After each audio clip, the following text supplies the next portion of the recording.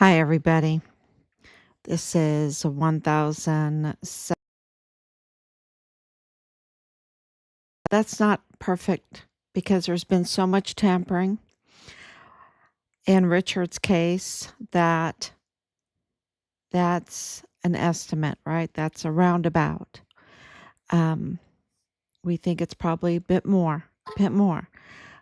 So, and Richard, if you don't know, if you're joining for the first time, he is the Fort Bliss um, whistleblower soldier who was murdered for reporting criminal trafficking there on Fort Bliss. That's cartel tied criminal, cartel and military tied criminal trafficking on base. So, and that's been, so this has been developing for almost 5 years. Um, so that's all with hard evidence. Okay. There's no question. Um, there is military cartel tied criminal trafficking on Fort Bliss. Um, it was happening before the Walmart mass shooting. Richard was reporting on it. There was investigations going on, audits going on. Um, and the and you're I don't think you're going to be surprised anymore about who was being investigated and what for. I don't think you're going to be surprised when all of that breaks, because by now you understand that this is really a betrayal at the highest levels, right? A betrayal at the highest levels on taxpayer dime. Don't forget that, on taxpayer dime.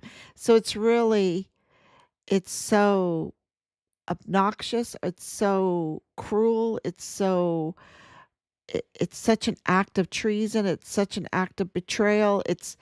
I mean, it's so bad. Richard told us, Mom, it's so bad. It is so bad. And he was right. It is so bad. So let make sure that that we're on.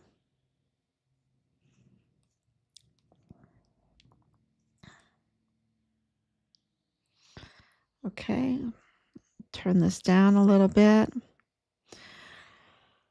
Okay, it is so busy because we are in communication every day, getting so much information and putting the pieces together because the last couple of days have been huge. And of course, yesterday, and I'm even kind of like everything is running together because of everything that's going on behind the scenes.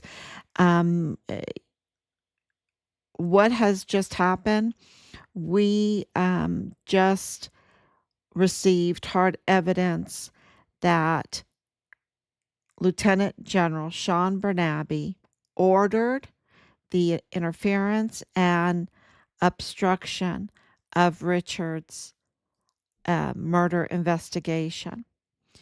And we've known that. So it's not like, no, it's not like we're shocked or anything. We've been waiting for this information to corroborate all the other evidence that we already have of him obstructing, because he absolutely interfered and obstruct with Nadal Baim, with Bradford Bugado, with Marlon Soto, with Leilani Hart, with Tavita Nusa, with, I mean, you could go on and on. And we had one comment on Facebook, and I left it up because it just, it's so naive. It's so naive because it says CID would never leak. What are you talking about? We have had years of leaking, even out of Washington, D.C. Years of leaking and leaking and leaking, you know? Um, Absolutely. I mean, even Lieutenant General Donna Martin leaked that they had some plans uh, on the 5th of January uh, to be up to no good because she contacted us to tell us not to go on the 6th of January 2021. She said not to go to the Capitol that day. We were in Virginia. We had the opportunity to go to the Capitol to hand out prayer candles and flyers on the 6th of January. Over 1 million people were there. And she contacted us the day before, leaking that, there was going to be something bad happening, that we shouldn't go. We shouldn't go on the 6th of January. That was her message. Her message was, don't go on the 6th. Why not? And that's why I inferred that something bad was going to happen. So that was absolutely leaking at the highest levels. And, that's been just going on the whole time. And Leilani Hart and former Fort Bliss CID agent Tavita Nusa were officially reported for uh, tampering with the files, and what they were tampering is starting to come out. What they were tampering with is starting to come out now. And yeah, so they are absolutely uh, connected uh, to Richard's murder case. They are prime suspects in Richard's murder case. Richard's platoon leader was Dallas Hart, Leilani Hart's son. And now with this new information, and it's not really, believe it or not, I've had Kyla Cardona's name for a while, and her connection to Leilani Hart. I've had that for a while. Um, and, it's just, there's always been, and if you've watched this case, there has always been so much evidence pouring in every day and every day. It tells you how big this case is. And there was just, it takes time to connect all the dots. And the information coming in is that she was Lieutenant General, well, he was Major General at the time, um, Sean Cardona Bernabe's assistant. So she had absolutely the ear of the Fort Bliss commander, and access, right? Access to him and all what he was doing. And he gave direct orders to interfere and obstruct Richard Halliday's murder investigation, because the motive was, and the reason was, because they could not have another Guillen situation. And what was meant by that was Vanessa Guillen. And Vanessa Guillen, uh, also a soldier, but at then Fort Hood, now it's renamed Fort Covassos. And she went missing in April of 2020, and her family would not believe the narrative that they were told about her. They tried to really smear her too. And she worked in the arms room, and of course, you have all of this arms trafficking out of our military at taxpayers theft, right? It's stealing from the taxpayer. And anyway, so I don't know exactly everything that she was reporting and what she saw. I know there was sexual harassment. Maybe, go to her family, they could tell you more. But she disappeared, and the family rallied, and they did get permission for Texas EquiSearch to search for Vanessa Guillen. And they got very, very close. They found the Pelican case, which is a trunk a military trunk. I think it's a civilian bought, but the military buys it a lot. It's not military issued, but it's like a trunk, Foot Locker kind of trunk. And they found that mostly burned up. And the CID, the command, asked or demanded that Texas EquiSearch halt their search and leave immediately. Instead of ramping up the search when you find something like that, they halted it. They didn't double up, they didn't put it in turbo force to find Vanessa. They halted the search. And we were told by Texas EquiSearch that they cried. They stood on the bridge over the area of the last place where they were searching and just prayed and cried because they knew that Vanessa Guillen was very close by, and she was very close by. She had been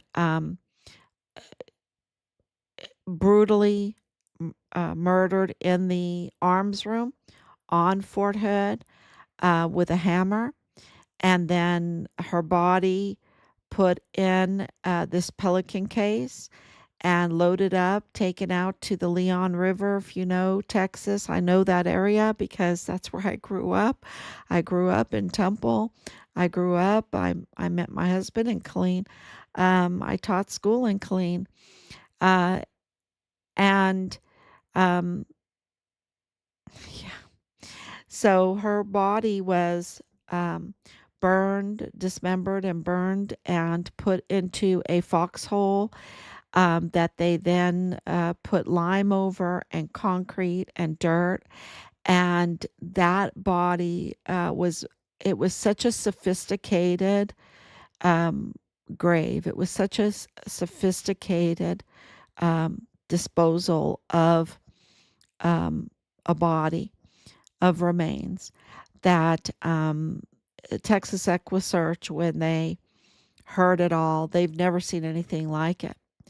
And Vanessa Guillen's body remains were never meant to ever be found. Okay. Um, but they were by the grace of God.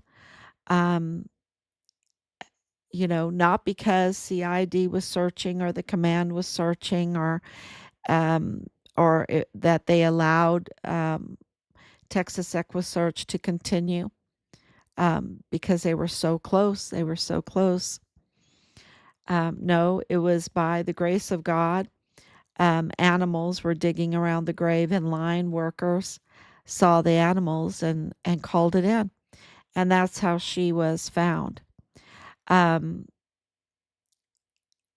it's just that happened at I think the last day of June um, in 2020. And so they came out on the 5th of July, 2020, with the announcement that indeed it was positive to be her remains.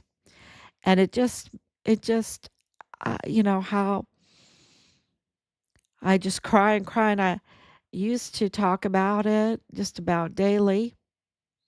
Um, it's just so heartbreaking. And when I talked about it, it's because I didn't think that that happened to Richard. I knew that he had been killed. I knew that um, for many different reasons. But I didn't think that happened to him. And what has happened to his remains is um, you could think that it couldn't get any worse, but it did because uh, they panicked.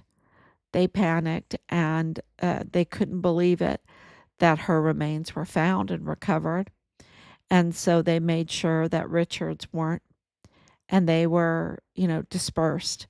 So he was also dismembered and dispersed. And, that's why the autopsy reports, there's three. that are, always a controversy, always. Um, but of course, we have the declaration of death. We have the declaration that he was found in the line of duty. We have the confirmation from many different sources that some remains were recovered. Okay. Have they given it to us? How do it's kind of like this Enrique Ro- Ramirez. Well, what was his name? I used to talk about him every day, but Enrique Roman Martinez. Enrique Roman Martinez, only his head was recovered, right? Only his head was recovered, and they had to give that to the family. Um, that was also in 2020, and just a lot of really, really, uh, the darkest, evilest cases were going on uh, during 2020, and against whistleblowers. Okay, against whistleblowers, against those that went lockstep. And you know how 2020 was and 2021. Um, and so Richard, of course, was a whistleblower, was reporting, and we have so much evidence of what I'm telling you. So this new evidence um, to confirms that Lieutenant General Sean Bernabe um, participated or led the cover up of this horrendous murder of our son, to protect killers, to protect the cartel network, right? Is while he's in our uniform and our stars, and we have given our generals, when you're a general, your benefits are amazing. Okay. Your pay is amazing. Your benefits are amazing. And he just violated everything, everything. And of course, our national security. And, when you look at all the evidence and put it around you like we do here, and you have, and Natasha Paloma could tell you, because when we were in El Paso, staying in a house, she came in, she saw our walls, and they're much more extensive now. But the when you put it all together in a timeline, um, and you look at everything going on, um, it really is jaw dropping, because it is not shocking to us that that Bernabe is a traitor and has is treasonous, because, and this is very, very important, as terrible as it all is with Richard and with Vanessa, because he went over to Fort Cavazos then, right? Um, and all the different cover ups. The target was President Trump. Now, you don't have to accept that. I don't know, but it's the truth. And I know it's hard for people to accept, but the target was President Trump because he's chief law enforcer. And that's what they think of. Okay. That's why they spend a lot of time compromising officials in those positions, or they take over human resources and they will bypass qualified individuals and put in their cronies. You see that with Mario Raskin Ortiz, who's not qualified at all for the medical examiner's position, yet he's getting paid $430 plus $1,000 a year for that, and handled the Walmart victims, and so many, right? Uh, and we know, we have confirmed that that death certificates have been tampered with. So, because death certificates are important to us right now, right? It's a big part of this whole case. But the point is it's just like the criminal law magistrate court there in El Paso, uh, not following the Texas Constitution and not really telling the population that did not know what was going on. I didn't know that in 2015 that court was changed, the boundaries were changed, and it was given full countywide jurisdiction, right? It was given full countywide jurisdiction. And the Texas Constitution mandates that when when a court has that kind of jurisdiction, that the judges on that court must be elected. Well, they're not elected. They're appointed. They're appointed by those that want to uh, control cases. You know, if you have a cartel or you have an illegal migrant or whatever that comes through the court, you can control that case. And that was Patrick Crucius. He was magistrated by Penny Hamilton. Um, and it's a disaster. It's a total disaster. It's really a blessing that that case is done with, because what it reveals is the destruction of the entire criminal justice processing, the criminal justice system in El Paso. And that's what it represents. And the betrayal of all of those that were in those positions, including James Montoya and Jaime Esparza and Bill Hicks um, and Joe Spencer and Felix Valenzuela and Michael Mayella and Judge Guadarrama. And I mean, you can go on and on. It's, and so what happened this last day,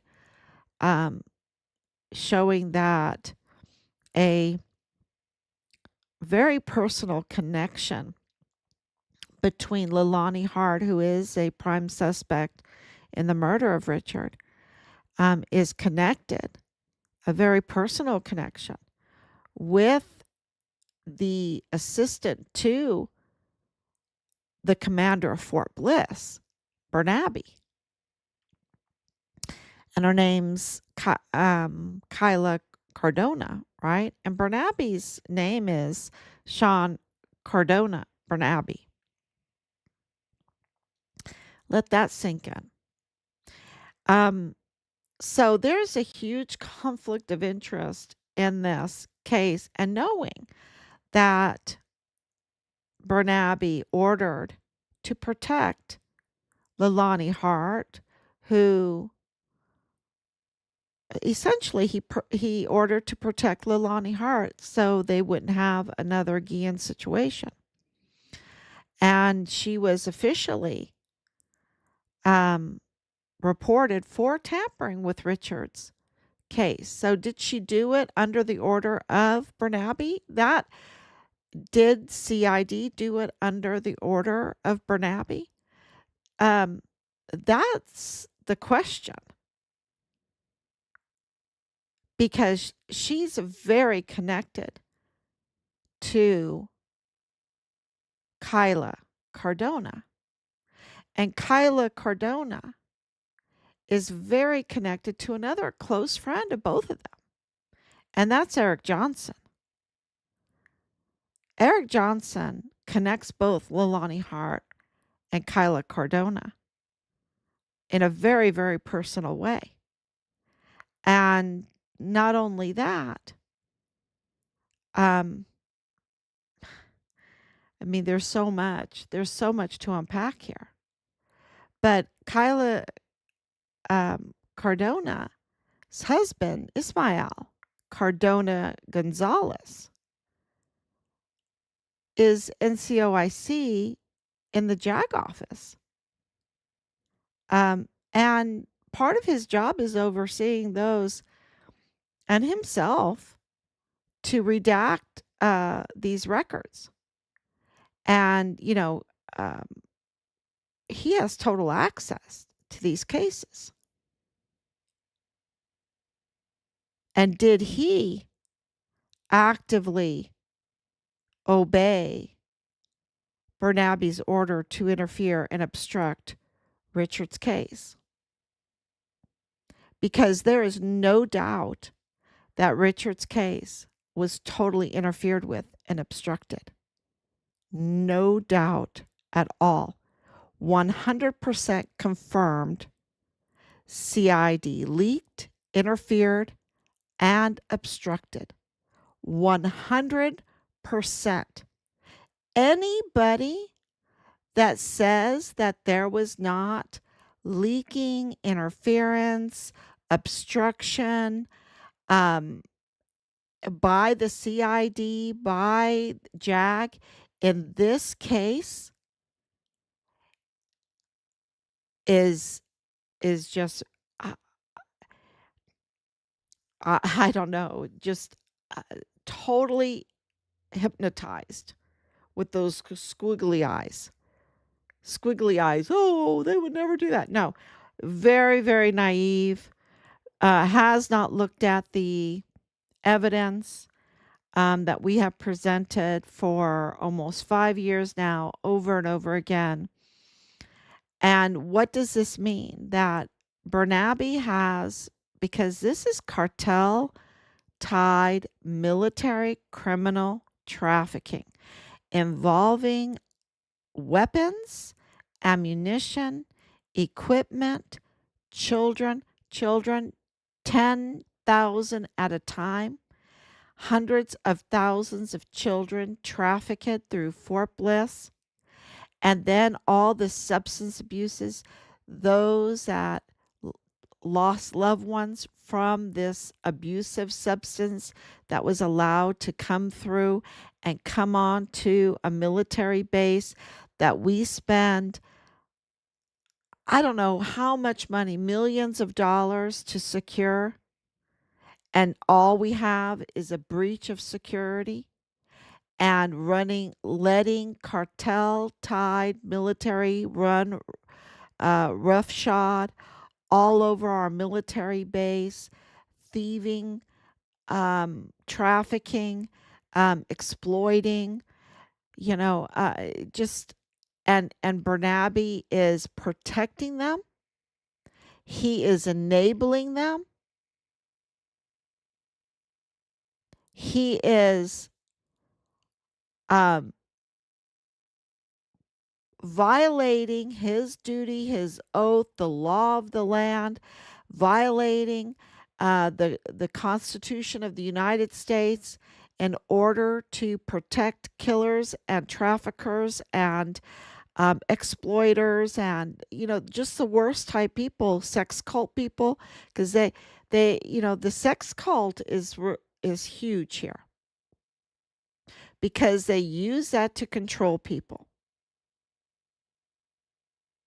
They will absolutely use that, and they will take pictures, and they will blackmail, and they are just they it's very bad. And if you're a young man, you need to keep yourself clean because they're up to no good. It's not for pleasure. It's business. It's all business with them. There's nothing for pleasure. Okay? It's all business, and it is to exploit, it is to blackmail, it is to silence, it is to damage mentally, it is It's so, oh, they're so bad. They're so bad. And Richard had it right, right? They're so bad. So that's really part of it. And so Sean Bernabe is, you know, going along with it, joining in on it. I mean, what do you call it? Protecting it, the interference and the obstruction of, doing everything except for his duty. He's up to no good. And it's called treason. It's called treason. It's called being a traitor. And the penalty for that, um, and of course, there needs to be a trial or whatever you call it. Um, it's late. What is it? Almost it's 12:30. Tribunal. Uh, yeah, is the death penalty. That you know. So what is going on there makes the Iran Contra. Remember how big that was? I mean, that tells you my age, but it makes that look like child's play. So the connection with Eric Johnson, and I'm going to talk more about that because that is huge. That's huge. And of course, with Ismail being in the JAG office, which is huge because we were, and I'm going to talk about that too, about our experience with trying to get JAG to help us. Uh, very obvious. All of it makes sense now. It all makes sense. There were not there weren't any op ords to find Richard because they knew he, of course, had been killed. That was not the op ords. We know that they were out of a uniform, and it was just so the obstruction, the interference, and it took me a little bit to learn. My husband knew when we got in that truck, we drove away. Oh, he knew. Um,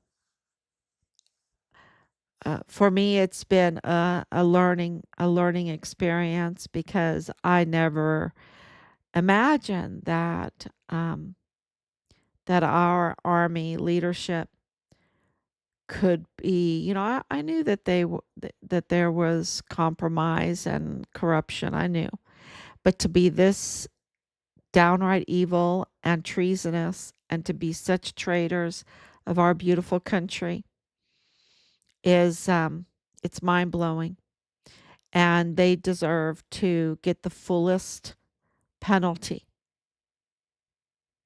the fullest penalty. So there's more connections here, like with the VA, with CBP, with property, with finances, with investigations into all of that. I mean, it's just there's so much to unpack. So, and we're doing what the media. Oh, and then I want we did post up our response. We have to respond to Kavia, right? Kavia, um, with this interview with Montoya, and Montoya being, just like the dirt, he's just like dirt, trying to pass on responsibility when you have to understand Montoya's been there for, he was Jaime Esparza's assistant. And, right from the very beginning, he knew that Jaime Esparza's sister was in the Walmart and that he was illegally kept on the case for the cha-ching, for almost 2 years to delay the case. And that was always their point, right? you can see that clearly now. They always wanted to delay the case. They took the jurisdiction, made the backroom deal, gave it to Judge Guadarrama, the federal court, without even telling the duly elected district attorney Yvonne Rosales, who had primary jurisdiction. That was such a sleight of hand that I don't think many El Pasoans understand what they did to Yvonne Rosales on that. Because, the people don't really understand that she had the original jurisdiction. She wanted to bring the case to trial. She wanted to set the date. She just asked a question. I think it was July 2nd or July 1st of 2022, just to set a date. And they just went after her like they're attack dogs that, do. And they berated her in court. Who did that? Joe Spencer did.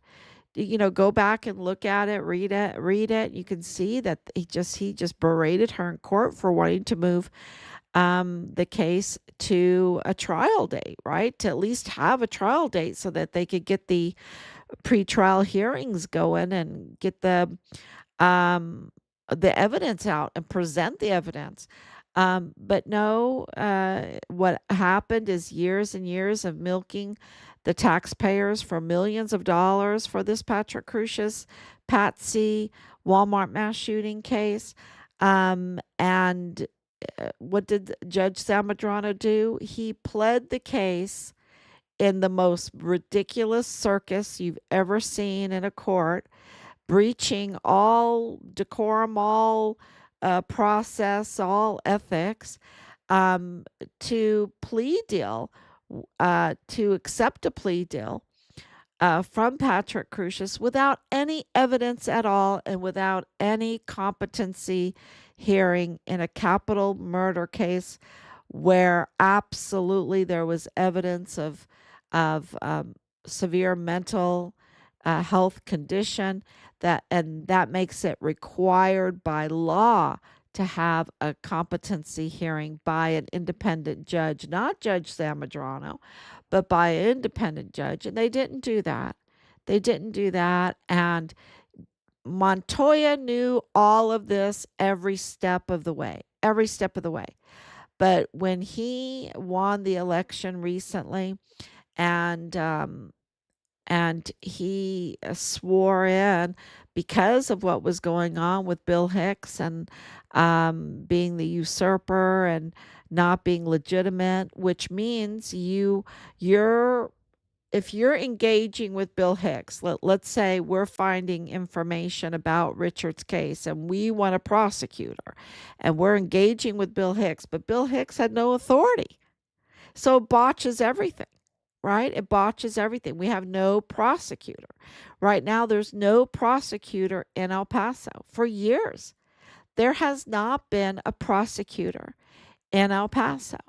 And this is why we focus on it. And so we did do a FOIA for James Montoya's statement of officer and oath of office. And what we found was absolutely appalling. He did not install properly, and when he found out that because someone leaked it, that we FOIA'd his paperwork, he attempted to create, tamper with it, and then voila, you had the 2028, because they did it quick. They just panicked. You have the 2028 timestamp, and there's so many things wrong with that document, that there's so many things wrong, and I did do like a little analysis and I posted it up. But the 2028 stamp is enough. It's enough, because that's way out in the future. And, it's enough to say he tampered with official documents and have hard evidence. That's hard evidence proving that. So he is also illegitimate. He cannot prosecute any case, much less the Patrick Crusius Walmart mass shooting case. And that's why he had to break his promises. He he had to break his promises to seek the death penalty, to bring the case to trial, which he promised during his campaign, but he can't do any of it. He can't prosecute any case because he is not legitimate. And they all know because we made sure that as many people as we could knew that he's not legitimate. And why? Why are we doing that? Because we don't like him or something? No, it has nothing to do with that. It's because we need a prosecutor for our son's case. We need a criminal justice system in El Paso for our son's case to move forward. And, this is, it's like, did they do it on purpose, deliberately, intentionally? And to stall not only the Walmart case, but also Richard's case. So, you know, uh, he was lying in the interview like he's just new to the case or something. No, he's not just new. He's been there, and he was with Michael Mayella Jr., right? He was with Michael G. Mayella, the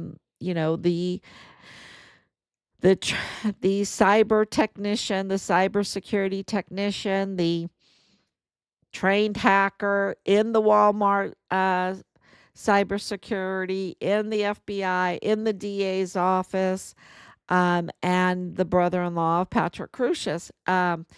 You know, they they try to hold to this narrative that Patrick Crusius just randomly picked El Paso. That's a bunch of baloney. I don't even know if I believe the whole thing about him driving that long now, knowing his severe mental health condition. But of course, we don't have a competency test by an independent judge to verify. Maybe one day, because he is in the hands of the Texas Department of Criminal Justice now, um, the jails, and that does have oversight of mental health and everything. So maybe he'll get a competency test now or a mental health evaluation. So it is, Montoya needs to go. Um, and I hope that you share this and explain to make your own posts that there's no DA, and he's not legitimate, and so he can botch every case because he's just an imposter right now, right? You had the usurper, now the imposter. um doesn't make him a usurper with the way he came in. Yeah, you be the judge of that. And so that's I'm trying to think of everything. I know that Joe Spencer, who is really, he's just a disgraced criminal now, and I think his time will come. Um, but he's, just mouthing. I mean, everything that comes from him is, mouthy lies and twists, and I shouldn't say lies, because we have all those audios that he was telling it all. He's just mouthy. He's a mob boss, right? He's a mob boss. He thinks he has the right, that he's above the law. That's what to me, Joe Spencer thinks he's just above the law, and he could just, laws are for others, but not for me. Um, and the target from the Walmart case was the chief law enforcement officer, which was the president of the United States, which happened to be President Trump at the time, that was actually doing something. But they put in Sleepy Joe Biden because then they didn't have to fear the chief law enforcement officer because he was always sleeping, right? They could get away with their criminal trafficking. So, you know, they that's how they work. This is a business. This is a business. And that's why you can see a lot of them right now. They try to put on the MAGA hat, they try to become MAGA when they were targeting President Trump. It's kind of like this Chris Cuomo is such a good example of that, right? And there's others where they were just absolutely part of the whole targeting of President Trump, and now they've kind of read the tea leaves, and they're playing a different tune. They're just grifters. They're grifters for these organized crime, um, and what better way uh, to get people to pay for it all is through taxpayer to from an open checkbook, right? From an open checkbook. So I hope that makes sense. It's pretty late again, and I know I need to come on early, but I'm telling you, it is a lot going on behind the scenes. And the only reason why that's happening is because of you, because of the millions of views and all of the shares. That's why it's happening. And we are still absolutely filing. But that is, for legal purposes. That's really for legal purposes to say, look, we've notified you, we've told you all these things. But what moves them, the only thing that moves them, is the government of the people, by the people, for the people. It is the only thing that moves them and that's why they try to take away free speech. It is our speech, what we say, what we think, our sharing, and this is what moves them. And I'm going to tell you that that is the truth. That's what we learned. I did not know that at the very beginning of all of this, but it's why they spend so much money um, funding broken media, right? I mean, the media, how can they make money right now? Their views are so low. Their views are so low. Well, they get funded. They get funded for, just being broken, just being broken media. So, or being attack dogs, right? And that you get the despicable ones, the disgraceful ones like um, Bob Moore, and then that they're either for an attack dog or to just be do nothing, just report very um, generic generic things. So we're doing the job of that the media is not doing. We're giving you, the criminal law magistrate court news is huge. The Mario Raskin Ortiz news is huge. The Mayela Crucius news is huge. The Kayla Cardona Bernabe is huge. The Kayla with Leilani Hart, with Eric Johnson, with Ismael Cardona Gonzalez is huge. There's just so much huge news that we're giving. And it's because that you're watching, because you're liking, because you're sharing that we're making this incredible progress behind the scenes. So thank you so much. God bless you. And I will be back tomorrow, God willing. Bye bye. And thank you, Anicia, for coming on. Thank you so much for your prayers and your love.